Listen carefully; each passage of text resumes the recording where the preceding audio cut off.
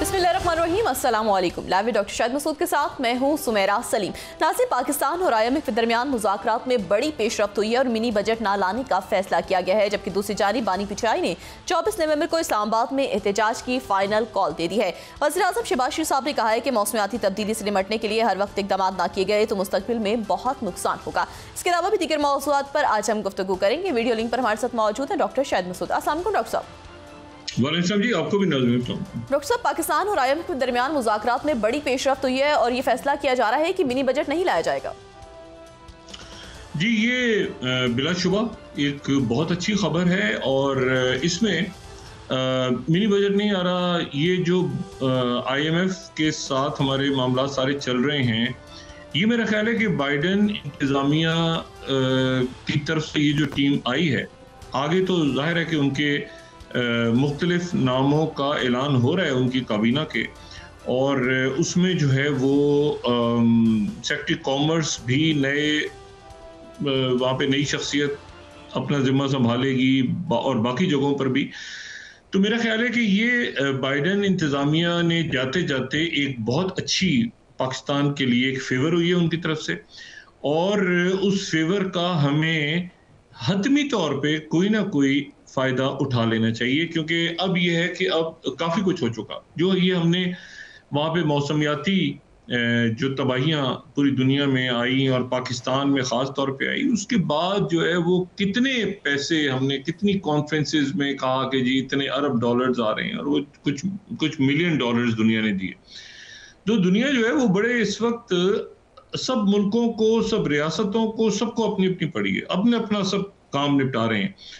तो इस वक्त जो हम ये बातें करते हैं ना कि फलाना मुल्क के साथ हमने बात की, बरादर मुल्क हमारा वो बात करेगा ट्रंप से, वो दूसरा मुल्क उससे बात, ये एक इंतहाई गैर संजीदा और एक मतलब मुझे नहीं पता कि ये किस तरह की बातें वहाँ डिस्कस हो रही हैं। पाकिस्तान से बाहर तो कम से कम ऐसा कोई हमें सुनने में नहीं आ रहा, और दुनिया जो है वो अपनी ये जो एक पुराने बोसीदा सिस्टम में गिर रहा है, क्योंकि एक सुपर पावर के अंदर जो एक सुपर पावर है इस वक्त तक, चाइना इमर्ज हो रहा है, तो चाइना खड़ा हो गया सामने आके कई जगहों में, लेकिन भारत सुपर पावर तो एक ही है, मईशत उनकी सबसे ज्यादा है, सबसे ज्यादा फौज भी उनकी है, सबसे ज्यादा इन्फ्लुएंस भी उनका है। तो बात यह है कि वहां पर तो दीवारें गिर गई हैं, वो गिरती हुई, वो एक नारा लगाते थे गिरती हुई दीवारों को एक धक्का और दो, तो वो धक्का जो है वो वहां पे वो लग रहा है, और बड़ी तेजी के साथ वहां पे जो है वो बड़ी तब्दीलियां भी आ गई हैं। और इसमें जो है वो देखें, सबसे पहले तो कल जैसे हमने बताया था सबसे इम्पोर्टेंट अगर आप शुरू करेंगे वहां पे, तो सबसे पहले तो सेक्रेटरी जो है वो सेक्रेटरी खारजा की पोस्ट, जो कि बहुत ही इम्पोर्टेंट है। अच्छा, सेक्रेटरी खारजा की जो पोस्ट है उस पे मार्को रूबियो आ गए, ठीक है। और मार्को रूबियो को हमने कल भी बताया था कि वो चाइना हॉक भी हैं, क्यूबा से उनका ताल्लुक उनकी फैमिली का रहा, वो ये इमिग्रेंट्स के हवाले से उनकी ख़ास नुक्ता नज़र है, मशरिक़ वस्ता के हवाले से, ये सारी बातें हमने कल कर ली थी। लेकिन एक जो बड़ी मेरे ख्याल से एक बहुत बड़ी जिम्मेदारी दी गई है, वो दी गई है ईलॉन मस्क को। अच्छा, ईलॉन मस्क को ये जिम्मेदारी दी गई है कि वो गवर्नमेंट, वो जो यानी आप ये समझें कि जो गवर्नमेंट ऑफ यानी GOGD का नाम है, यानी गवर्नमेंट एफिशिएंसी, पूरी हुकूमत की एफिशिएंसी कैसे होगी ट्रम्प दौर में, उसके लिए एक अलग से डिपार्टमेंट कायम किया जा रहा है, जो असल में हुकूमत के बाहर होगा, लेकिन तमाम तर हुकूमती जो काम होंगे, हुकूमत की सलाहत होंगी, पॉलिसीज होंगी, उन पे वो नजर रखेगा। अच्छा, उसमें जो है वो इलॉन मस्क जो हैं उनको जिम्मेदारी दी गई है। इलॉन मस्क के बारे में यकीनन पता होगा, सबको पता होना चाहिए। उनकी जो वालदा हैं इलॉन मस्क की, अब तो वो बहुत बड़े दुनिया में मेरा ख्याल से हर शख्स उनका नाम जानता है। इनकी वालदा जो हैं ये इनका ताल्लुक जनूबी अफ्रीका, साउथ अफ्रीका से था, और इनकी वालदा जो हैं वो माय मस्क के नाम से वो कनाडा में सेटल हो गई थी। अब भी वो उस वक्त भी, जब वो आज से कई साल पहले भी वो एक मॉडल थी, और अब भी वो मेरे ख्याल से उनकी 76 या 78 बरस उनकी उम्र है। अब भी वो मुख्तलिफ एडवर्टीजमेंट्स वगैरह में आती हैं इनकी वालदा इलॉन मस्क की। अच्छा, तो ये कनाडा में आ गए 18 साल की उम्र में। कनाडा से फिर ये चूंकि इनकी वालदा जो थी वो कनाडा की नेशनल थी, तो इसलिए उनको नेशनलिटी मिल गई। साउथ अफ्रीका से कनाडा आ गए, कनाडा से फिर स्टैनफोर्ड आ गए। स्टैनफोर्ड आके इनको बहुत ज़्यादा जाहिर है कि इनको बहुत ज़्यादा यूनिवर्सिटीज़ वगैरह में इधर उधर ये नहीं गए। इन्होंने अपना स्टार्टअप शुरू कर लिया था 97-98 में पहला, और फिर उसको उन्होंने 300 मिलियन का 1-2 सालों में इन्होंने बेच दिया, फरोख्त कर दिया।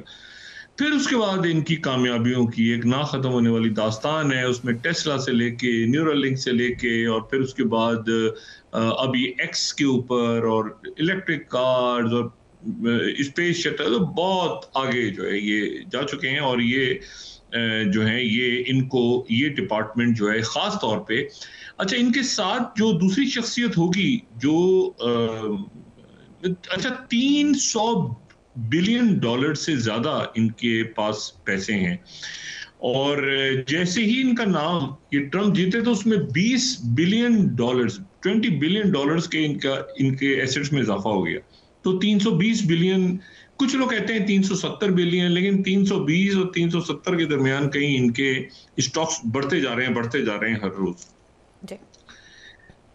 इनके साथ जो दूसरे शख्स मौजूद होंगे जो तमाम तर हुकूमती मामलात पे नजर रखेंगे, वो विवेक रामास्वामी हैं।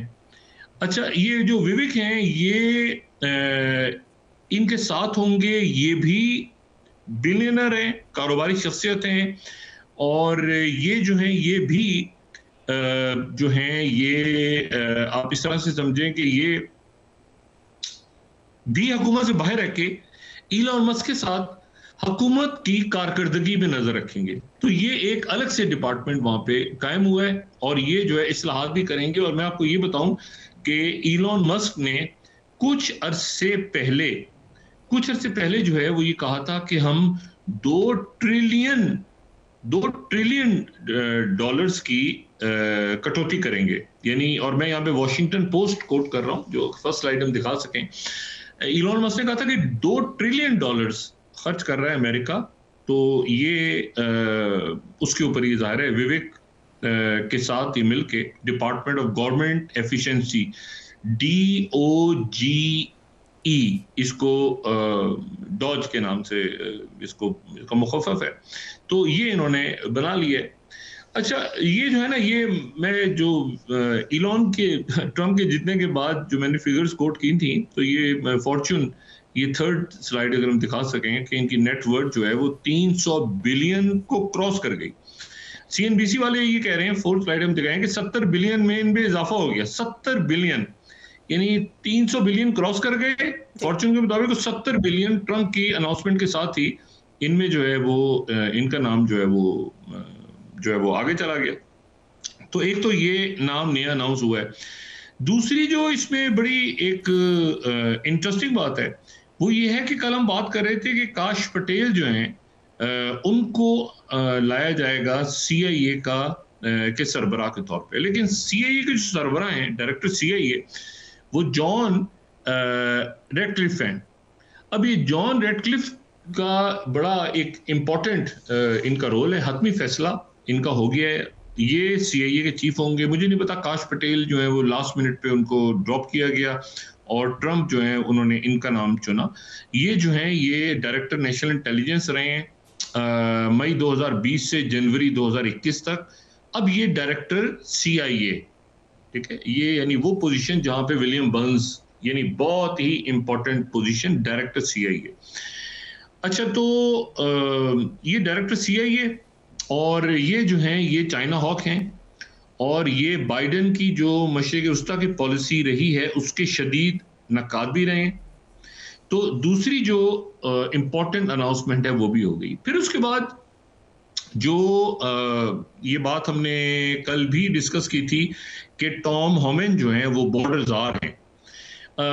बॉर्डर ज़ार यानी तमाम तर जो ये जो होमलैंड सिक्योरिटी और बाकी मामलात को, नॉर्थ साउथ आगे पीछे की जो सरहदें हैं सारी, उनकी होमलैंड सिक्योरिटी, इमिग्रेंट्स को बाहर निकालना है, कैसे निकालना है, क्या करना है। लेकिन उसके साथ अब इनके साथ जो है वो कृषि नॉन जो है वो भी इनके साथ आ गई हैं।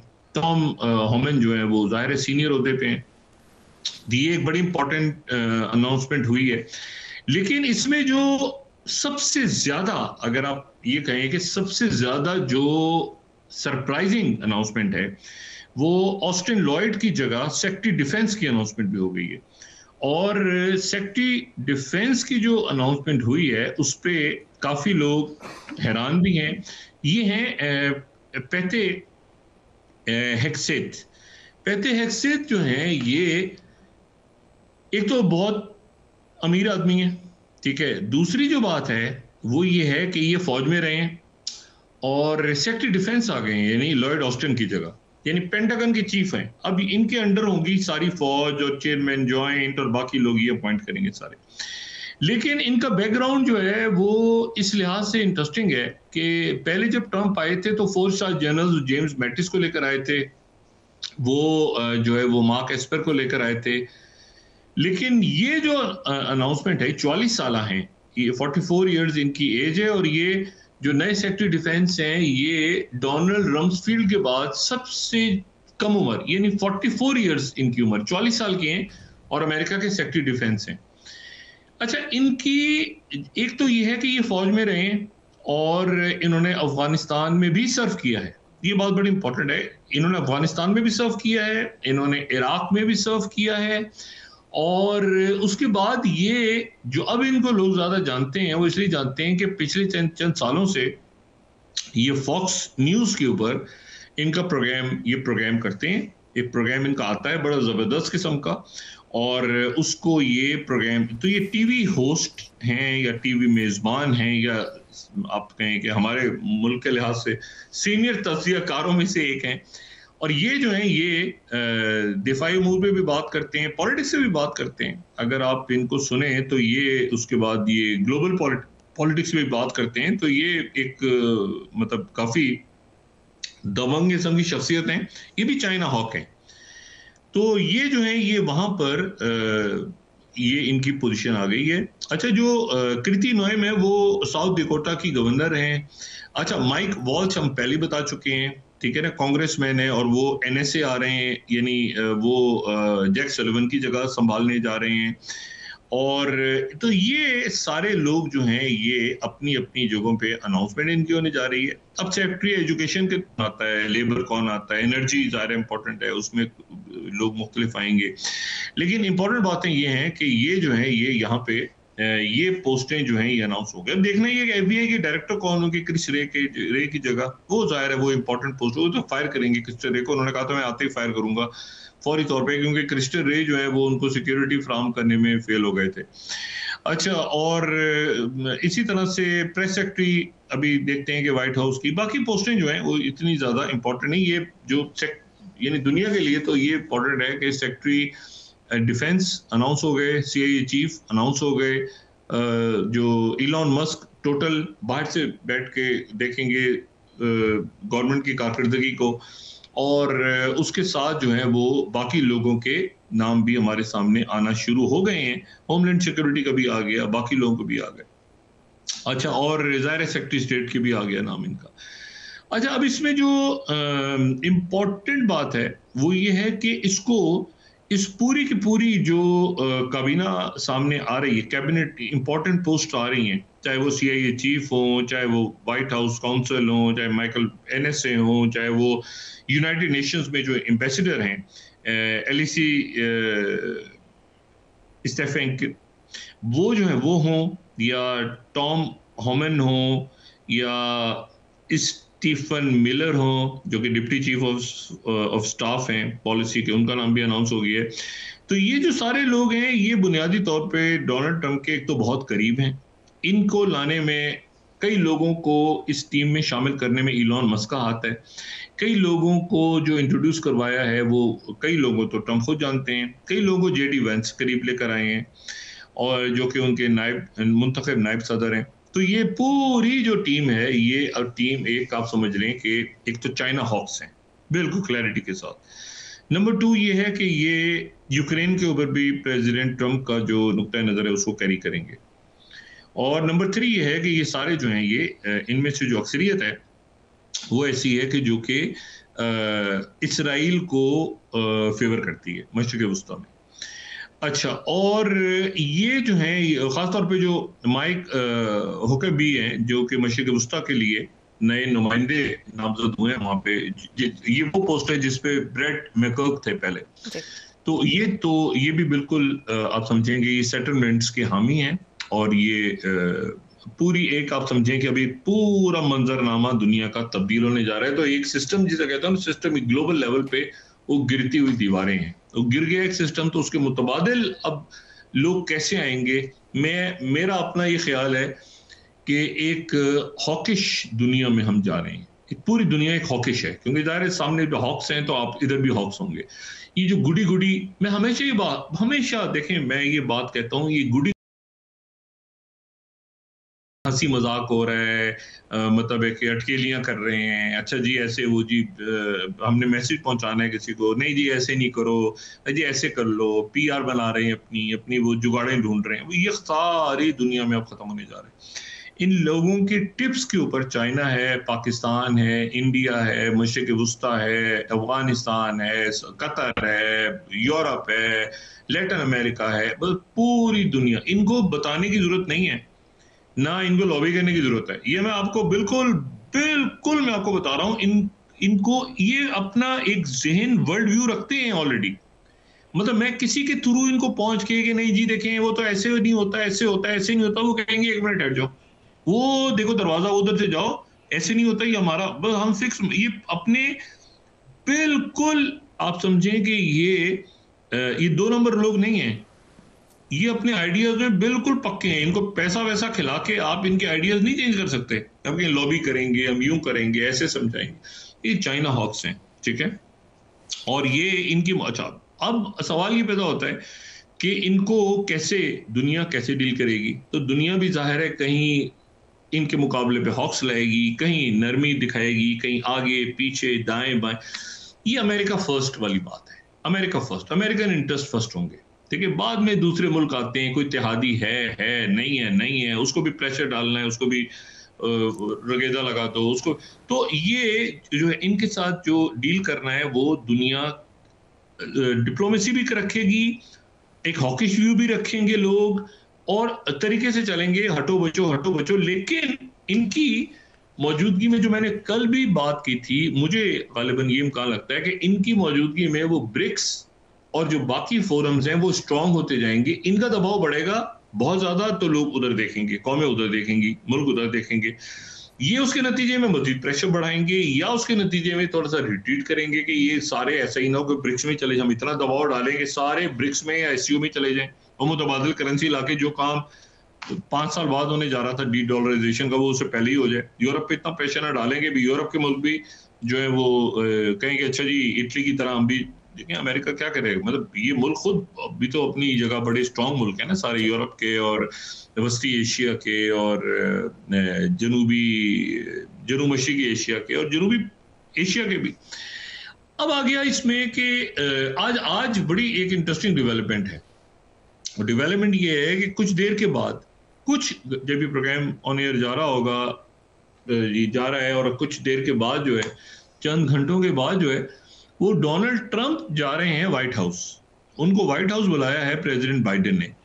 ये प्रेसिडेंट बाइडेन की आखिरी मुलाकात जो हुई थी ट्रंप से, तो वो तो उस डिबेट के दौरान हुई थी ना, जिसमें ट्रंप ने बिल्कुल ही जबरदस्त होकर वो खेल से आउट हो गए थे, वो मुकाबले से ही निकल गए थे बाइडेन। तो वो जो मुबाहिसा हो रहा था उनका टीवी पे, तो उसके बाद ही पहली मुलाकात होगी इनकी। 1-on-1 कभी मतलब इनकी गपशप नहीं लगी। ये 9/11 पे एक तकरीब में मौजूद थे, मगर इनकी कोई सलाम दुआ, कोई दोस्ती वोस्ती इनकी आपस में नहीं हुई। वो मुबाहिसा ही हुआ था, और बड़े ज़ाती हमले उससे पहले भी होते रहे और उसके बाद भी होते रहे। तो ये दूसरी दफ़ा जाएंगे। इससे पहले तो 2016 में, 8 साल पहले, इनको व्हाइट हाउस में ओबामा ने बुलाया था, अब इनको बाइडेन ने बुलाया है।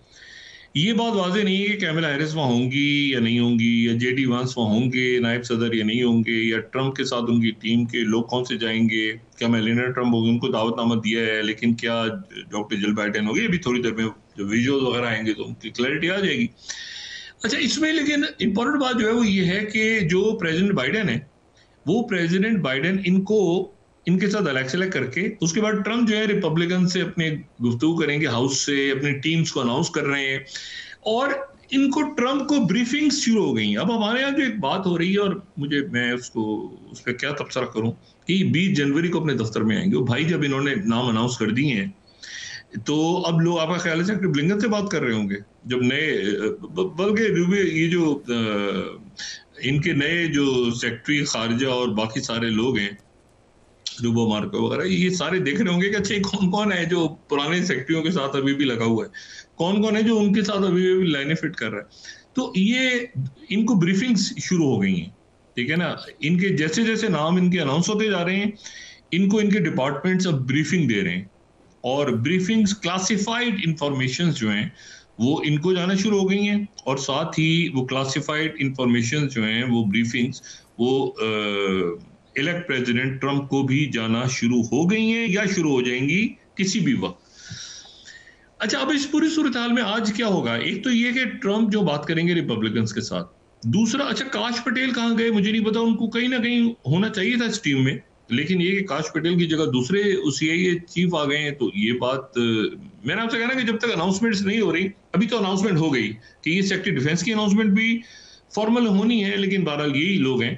अब देखिए ना, फॉक्स टीवी से वो जो वहां पे कमेंटेटर थे वो सेक्रेटरी डिफेंस होंगे, और इलॉन मस्क की सारी हुकूमत को बाहर बैठ के, अच्छा बाहर बैठने का फायदा उनको ये है कि ये जो डिपार्टमेंट बाहर बन रहा है, तो उसके नतीजे में उनको एसेट्स अपने डिस्क्लोज नहीं करने पड़ेंगे उनको भी, और विवेक को भी, और वो बहुत ज्यादा हुकूमत की जो पाबंदियां होती हैं कि कांग्रेस के सामने टेस्टिफाई करो, ये करो, फलां करो, ये वो, तो वो उससे वो उनकी सबकी बचत, वो बाहर ही है, वो हुकूमत का हिस्सा नहीं है, लेकिन हुकूमत पे नजर जरूर रखेंगे, पॉलिसीज बनाएंगे।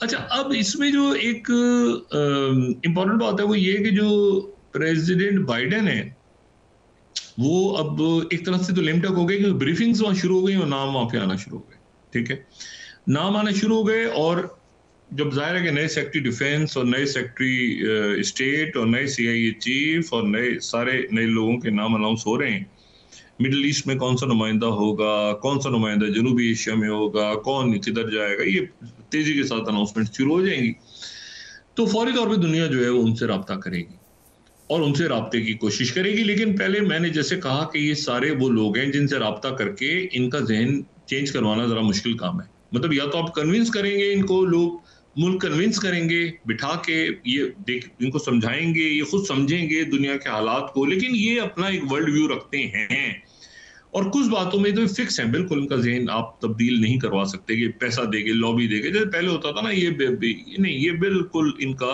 आपको पसंद हो या ना पसंद हो, इनके ख्यालात हैं अब उनके ख्यालात दुनिया पे किस तरह उनकी इम्प्लीमेंटेशन होती है, और क्या इनको ये इस बात का इदराक होता है कि हम इतना प्रेशर ना डालें कि दूसरे ब्लॉक्स सामने मजबूत होना शुरू हो जाएं, जैसे ब्रिक्स है तो, या एससीओ है, ये और हैं सारे, तो चाइना रशिया बड़े प्लेयर्स के तौर पे हैं, तो अगर हम बहुत ज़्यादा प्रेशर डालेंगे, देखिए मुतबादिल तो सिस्टम आ गया है ना दुनिया में कि पाबंदियां लगी रशिया पे, लेकिन रशिया को कोई फर्क नहीं पड़ा उससे, तो मुतबादिल सिस्टम तो खड़े हो रहे हैं, तो इन्होंने बहुत केयरफुली चलना है कि हम इतना प्रेशर ना डालें कि वो मुतबादिल फोरम जो है वो अपनी रशिया से ऑयल ले रही है दुनिया, इधर करना है तो ओपेक प्लस आगे पीछे दाएं बाएं, तो ये एक हॉकिश टीम है, लेकिन ये आगे किस तरह बढ़ेगी और इम्प्लीमेंट कैसे करेगी फैसलों पे, ये बात इंपॉर्टेंट है, और क्या उसके नतीजे में दूसरे ब्लॉक्स स्ट्रांग होंगे, मुल्क आपस में एक दूसरे के साथ राब्ता बढ़ाएंगे। मेरे ख्याल से ऐसा होने के इम्कानात बहुत ज्यादा है कि वो दूसरे ब्लॉक्स भी आगे स्ट्रांग हो।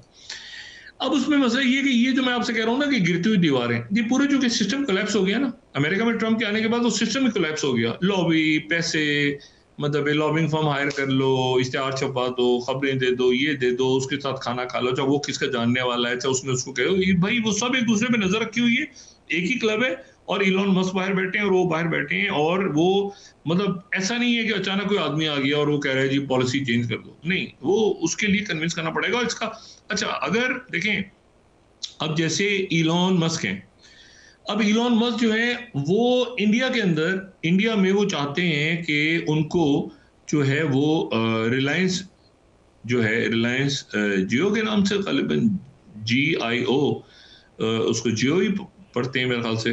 तो रिलायंस ग्रुप के साथ जो उनका जो ये मामलात हैं सारे, जो उनका स्टारलिंक उनके साथ compete कर रहा है इंटरनेट के मामलात पे और बाकी मामलात पे सारे।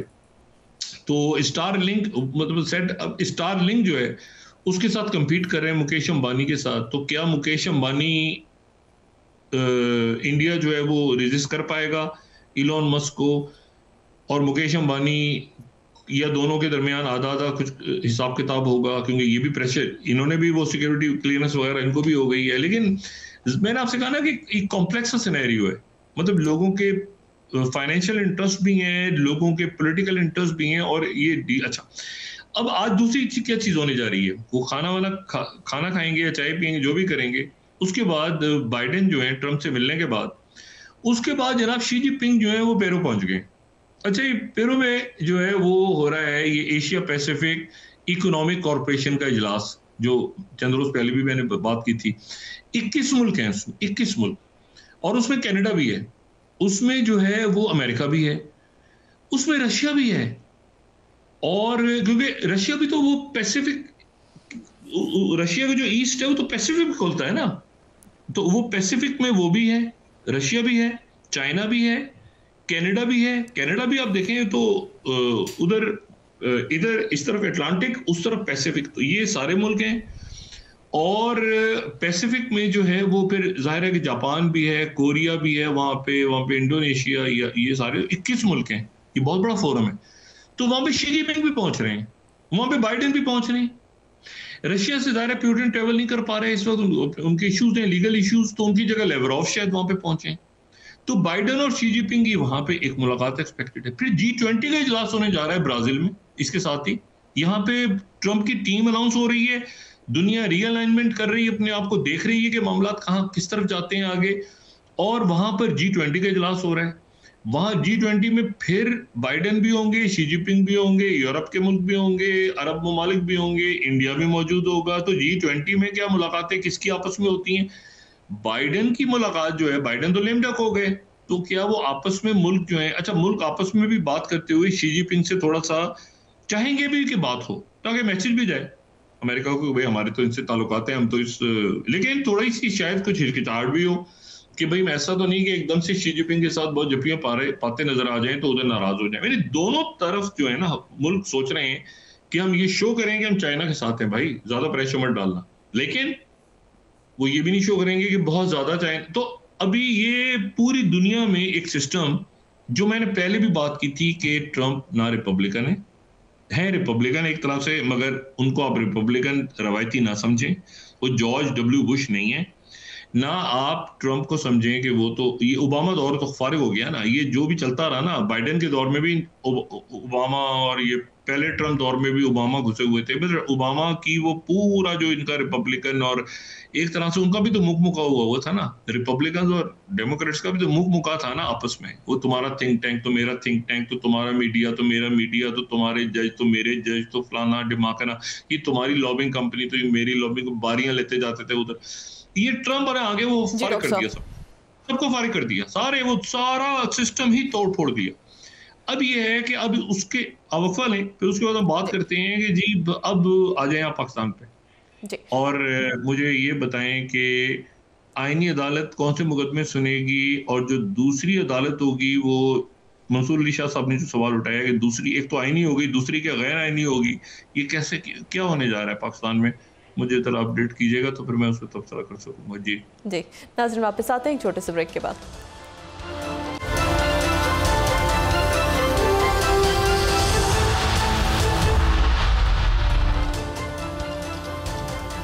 वेलकम बैक नाज़रीन। डॉक्टर साहब, बहुत से अहम मुकदमात की समाअत होने जा रही है, दूसरी जानिब पाकिस्तान तहरीक इंसाफ की जानिब से एहतजाज की फाइनल कॉल भी दे दी गई है। देखिए जी, ये तो 24 तारीख को कॉल दी गई है। मुझे नहीं पता कि इस कॉल में क्या हिकमत अमली है और कैसे, लेकिन मैं इतना जरूर जानता हूं कि ये जो अरेंजमेंट है, ये अरेंजमेंट फारिग हो गया है। ये नहीं, इससे नहीं चल पा रहा मामला, ठीक है ना। ये तो जाहिर है कि रियासत के साथ मामला तय हुए हैं उनके IMF के, और उन्होंने जाहिर है पाकिस्तान की एक लॉन्ग लॉन्ग टर्म इश्यूज हैं जो हमारे इकोनॉमी से रिलेटेड हैं, जो सिक्योरिटी से रिलेटेड हैं, जो फॉरेन पॉलिसी, लेकिन उसमें इस अरेंजमेंट का कोई उसको दूर दूर तक ताल्लुक नहीं है। इसमें हमारी जाहिर है कि ब्यूरोक्रेट्स बैठे हैं, और मेरा ख्याल है कि रियासती सतह पे ये मामला तय हुए IMF के साथ, क्योंकि औरंगजेब साहब जो बात कह रहे थे कि जी वो FBR अहदाफ में नाकाम हो गई और ये हो गया वो हो गया, लोगों में सख्त इतनी नहीं है। बहरहाल IMF को उन्होंने कायल कर लिया, उनकी टीम ने, और उनको भी खराज तहसीन कि उन्होंने कायल जरूर किया, लेकिन वो मायूस तो थे। उन्होंने कहा कि FBR आप नहीं कर सकते, कुछ नहीं कर सकते आप औरंगजेब साहब, माजरत, जब तक इस कुएं में एक जानवर पड़ा हुआ है, और वो है करप्ट एलीट। आप जो मर्जी कर लें, आप कुछ नहीं कर सकते।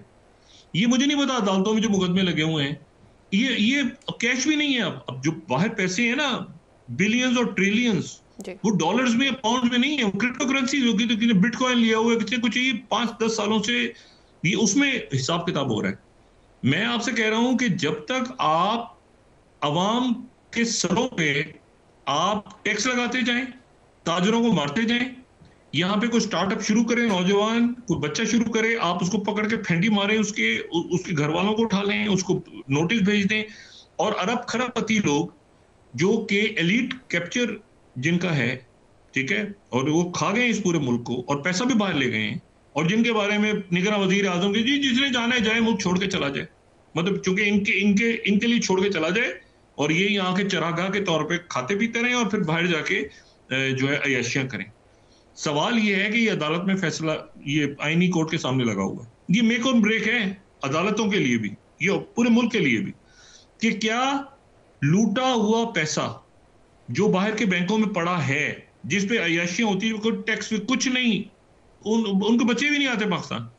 PTI के लोगों, जिसके लोगों, मैं कहता हूं जो अक्रॉस द बोर्ड आप एक दफा अकाउंटेबिलिटी करें, ठीक है, और उसमें आप ये नए लोगों को, बच्चों को, डॉक्टर्स को, इंजीनियर्स को, इवन जो फार्मर्स हैं, इवन डिग्रीज को छोड़ दें, अब डिग्रीज की भी वो इलॉन मस्क छोड़ दी थी उसने पढ़ाई अपनी स्टैनफोर्ड से।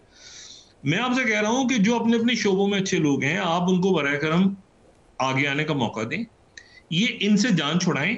ये अरेंजमेंट ना, ये धरती पे बोझ है, जो मैं पहले बात, बोझ है इस पूरी धरती पे। ये किसी के भी नहीं है, ये किसी के भी, अपने मुल्क के भी क्या, एक दूसरे के भी नहीं है। ये सब इकट्ठे हो जाते हैं। आप इनकी माफियाज को खत्म करें, अक्रॉस द बोर्ड अकाउंटेबिलिटी करें, अपना हाउस इन ऑर्डर करें। अपना हाउस इन ऑर्डर हमारा हो चुका था, जब हमारे यहाँ शिद्दत पसंदी वसंदी को लोग लानत भेजते हैं, इस पे पाकिस्तान की अवाम लानत भेजते हैं, लानत, शिद्दत पसंदी पे, दहशतगर्दी पे, ये इंतहा पसंदी पे लानत भेजते हैं। लेकिन इशू क्या है कि जब आपने सर पे लाके करप्ट तरीन लोगों को बिठा दी है सरों पे, तो उसके नतीजे में क्या होगा फिर, मुझे बताएं। या लोग मुल्क छोड़ के भाग रहे हैं, या लोग जो है वो कहेंगे कि भाई हम जो है वो करप्शन का हिस्सा बन जाए, करप्ट निजाम का हिस्सा बन जाए। हर डिपार्टमेंट में पैसा खाया जा रहा है, पैसा मुल्क से बाहर जा रहा है, और ये कौन सी स्मगलिंग रुकेगी, कैसे होगा जब तक ये लोग सारे बैठे हैं। आप बराए करम, पॉलिटिकल पार्टीज का मैं जिक्र नहीं कर रहा, ये नॉन पॉलिटिकल को फेंक दें उठा के साइड पे। क्या ये रिपब्लिकन हैं, ये जो अमेरिका में आ रहे हैं इस वक्त, क्या ये रिपब्लिकन वो नहीं है, ये वो रिपब्लिकन जो खास एक नुक्ता नजर रखते हैं। वरना पॉम्पियो भी आ जाता ना, माइक पॉम्पियो, ये तो सारे जो हैं ये बारियां लगाते थे, रिपब्लिकन और डेमोक्रेट्स। ये उसका थिंक टैंक, ये मेरा, इसका फॉक्स है तो इसका CNN है, तो इसका ये है, तो उसका फलाना अखबार है, तो ये तो सारे फटे हो गए। ये तो आ गए आपके सामने डोनाल्ड ट्रंप, जो कि बिल्कुल जिनका वर्ल्ड व्यू डिफरेंट है मुकम्मल। बात सारी ये है कि इसमें आप अच्छे लोगों को लाएं, नौजवानों को मौका दें, वो अपना कारोबार शुरू करें, ताजरों को मौका दें। ये जान लोग बजाय इसके कि रिश्वतें दें, और कई बेशुमार लोगों को रिश्वतें दें, आप उनसे एक टैक्स लें, ताकि लोग टैक्स दें, अपना कारोबार करें। वो टैक्स भी दें और रिश्वत भी दें, वो ग्रे इकोनॉमी, उन लोगों के घरों का चूल्हा, खुदा का शुक्र है कि ये IMF से मिनी बजट इन्होंने कहा कि नहीं आ रहा, वरना लोग खुदकुशियां कर लेते, मर जाते लोग। अगर ये मिनी बजट आता और पता चलता कि गैस और बिजली का बिल बढ़ रहा है, मर जाते लोग। ये उस वक्त तक ठीक नहीं होगा जब तक आप अक्रॉस द बोर्ड, और ये टेररिज्म भी नहीं खत्म होगा, क्योंकि ये सारा नेक्सस है, स्मगल होती हैं चीजें। आप जब तक आप ये इकोनॉमिक टेररिज्म के ऊपर हाथ नहीं डालेंगे, आपका ये हार्डकोर टेररिज्म खत्म नहीं होगा। इकोनॉमिक टेररिज्म, माशी दहशतगर्दी पे आप हाथ नहीं डालेंगे, आपका नौजवान मुल्क छोड़ के जाता रहेगा, आपके ताजिर जाते रहेंगे। वो ताजिरों को कोई जो है वो खुदकुश हमले नहीं हो रहे उन पे, उनको माशी दहशतगर्दी ने घेरा हुआ है। नौजवानों को माशी दहशतगर्दी, घरों के चूल्हे माशी दहशतगर्दी से बंद हो रहे हैं, घरों में कोई खुदकुश हमले नहीं हो रहे मुल्क में। ये बराए करम चाइना आपसे उनके कंसर्न्स हैं, बाकी मुल्क आपको समझा रहे हैं। ये बराए करम हम अपने अकाबरीन से हाथ जोड़ के गुजारिश करते हैं कि बराए करम ये जो एलीट है इसको उठा के फेंकें एक तरफ। उसने कर दिया ना, उस बंदे ने, एक बंदे ने करके दिखा दिया आपको दुनिया में, आप उसी को माई बाप वो जो सब समझते हैं जिनको, उसने करके दिखा दिया ना अमेरिका में, तो आपको क्या यहाँ पर क्या प्रॉब्लम है? और वो इससे पहले कि वो दुनिया देखे, शी जिनपिंग वहां पे देखिए, प्यूटिन को देखिए, आप अरब मुल्कों में देखिए कैसे दुनिया खड़ी, यूरोप में देखिए आप लोग खड़े हो रहे हैं रियासत में। आप जो है करप्ट टू द करप्ट लोग लाके के यार चुन चुन के कोई रह तो नहीं गया, इसको इधर दे दो, इसको उधर दे दो, रिटर्न मुआहदा करवा दिया आपस में। भाई क्या है ये? तो मसला ये है कि ये मेरा ख्याल है कि रियासत इंशाल्लाह, अभी भी पूरी उम्मीद है कि ये बाहर से बढ़ता हुआ जो दबाव है ना, इसमें से हम आगे निकलेंगे इंशाल्लाह। और इस दबाव का तारीख में ये मोड़ आना जरूरी था, इसलिए कि इसी प्रेशर में ये दबाव बढ़ेगा तो इसी में से फिर हम आगे कौम आगे निकलेगी। क्योंकि दुनिया अभी करप्ट एक घिसे पिटे सिस्टम को वो नहीं बर्दाश्त, वो बात ही करने पे तैयार नहीं है, ठीक है ना। पैसा अरबों बाहर पड़ा है, वो जी हमें अब इतने पैसे चाहिए और हमारे छोड़ दें जी अकाउंटों में पैसे, ही हमारे घर छोड़ दें जी, वो जी हमें मौसम के लिए, मौसमियात के लिए पैसे दें। तो मेरा ये ख्याल है कि आने वाले दिनों में ये जो निज़ाम गिर रहा है, इसकी दीवारें गिर रही हैं और इसको शायद धक्का लगाने की जरूरत भी ना पड़े। स्टूडेंट लाइफ में हम बड़े नारे लगाते थे, गिरती हुई दीवारों को एक धक्का और दो, तो दीवारें ऑलरेडी गिर रही हैं और अगर हम धक्का देंगे तो गिर जाएंगी और इंशाल्लाह नई इमारत खड़ी हो जाएगी। और अगर हम दीवार के उस तरफ जाके खड़े रहे जो कि इस तरफ खड़े हुए, तो भी दीवार हमारे ऊपर गिर जाएगी, अल्लाह ना करे। ऐसा नहीं होगा और नहीं होना चाहिए। और मेरा ख्याल ये है कि ये अच्छी खबर आई है IMF की तरफ से, लेकिन ये कोई मुस्तकिल इलाज नहीं है। हमें इलाज की तरफ जाना है। बतौर कौम, सियासी जमातें फरोही मामलात हैं, उनके अपने इश्यूज होते हैं, लेकिन बतौर कौम हमें आगे निकलना है ना। पाकिस्तान है ना, 25 करोड़ आवाम है ना, नौजवान है ना, खवातीन है ना, बुजुर्ग हैं ना, हमारे बच्चे हैं ना, हमारे ताजिर हैं, हमारे डॉक्टर्स हैं, हमारे इंजीनियर्स हैं, हमारे मजदूर हैं, हमारे किसान हैं, हमारे वकला हैं। हम एक मुल्क हैं, तो बराए करम मुल्क भी तो है ना, बाकी लोग तो हैं सारे, लेकिन ये जो एलीट है कितने होंगे? 2000, 3000, 4000 कितने होंगे? मुल्क की बात भी तो है ना, मुल्क भी तो है ना, हमारे उलमा हैं। तो मेरा ख्याल है कि मुल्क की पे इस वक्त रहम करें हमारी एलीट, और मुझे यकीन है कि आने वाले दिनों में ये जो दबाव आ रहा है पूरी दुनिया का, इसमें हम एक बेहतरी का रास्ता ही निकलेगा इंशाअल्लाह ताला। जी, बहुत शुक्रिया, बेहतरी की तरफ। बहुत शुक्रिया डॉक्टर साहब। नाज़रीन, इसके साथ ही आज का प्रोग्राम अपने इख्तिताम को पहुंचा। मुझे सुमेरा सलीम को इजाज़त दीजिए, अल्लाह निगहबान। जी डॉक्टर साहब, अपने दोस्तों रिश्तेदारों को सब ख्याल रखिएगा। अल्लाह हाफ़िज़।